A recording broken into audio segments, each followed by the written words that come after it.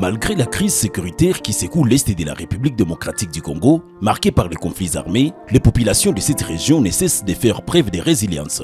À Goma, les initiatives économiques émergent chaque jour, témoignant de la volonté des habitants de survivre et subvenir à leurs besoins quotidiens. Parmi ces initiatives, l'élevage des lapins connaît un essor remarquable. Ce secteur, en pleine expansion, est porté par M. Justin Bahati Safari, cuniculteur et manager de l'établissement BSF, spécialisé dans l'élevage des lapins à Goma. Récemment, M. Bahati a organisé une formation de 3 jours destinée à encadrer et outiller plusieurs personnes intéressées par cette activité. Au cours d'une interview, il a partagé ses motivations, les avantages de cet élevage et les perspectives qu'offre ce secteur pour l'économie locale et la sécurité alimentaire. Il y a plusieurs avantages. Il y a plusieurs avantages dans l'élevage des lapins. Premièrement, les lapins donnent plus de naissances qu'autres espèces animales. Au moins, ça peut faire 6 à 8 misbas par an. Vous comprenez? Et ça peut te donner 30, une lapine peut te donner 30 lapins par an. Et si on prend par exemple nos races ici géantes, il y a plusieurs difficultés.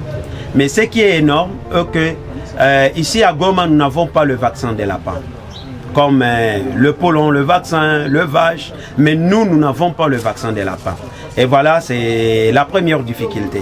Mais aussi du point de vue alimentaire, nous sommes obligés. Parce que quand on veut faire le business avec l'élevage des lapins, on ne va pas se baser sur le fourrage. Donc on doit chercher les aliments composés. Et là, il n'y a pas vraiment des aliments composés ici à Goma spécial pour le lapin. Et ce qui apporte peu de ces aliments, c'est un peu cher dans le cadre du business. Les participants de cette formation n'ont pas manqué d'exprimer leur satisfaction et leur reconnaissance.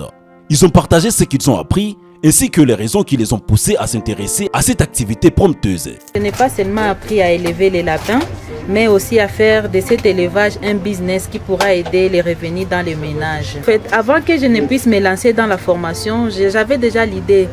Je me disais si je pouvais faire la cuniculture, cela pourra m'aider à renforcer d'abord les revenus et approfondir une connaissance et appuyer aussi d'autres femmes qui voudront faire aussi cet élevage. J'ai appris beaucoup de choses sur les lapins, sur comment les élever, comment se comporter avec les lapins. Il faut leur apporter beaucoup d'affection pour ne pas qu'ils puissent tomber dans le stress. On nous a aussi appris beaucoup de choses sur le côté sanitaire, l'hygiène que nous devons avoir dans nos clapiers.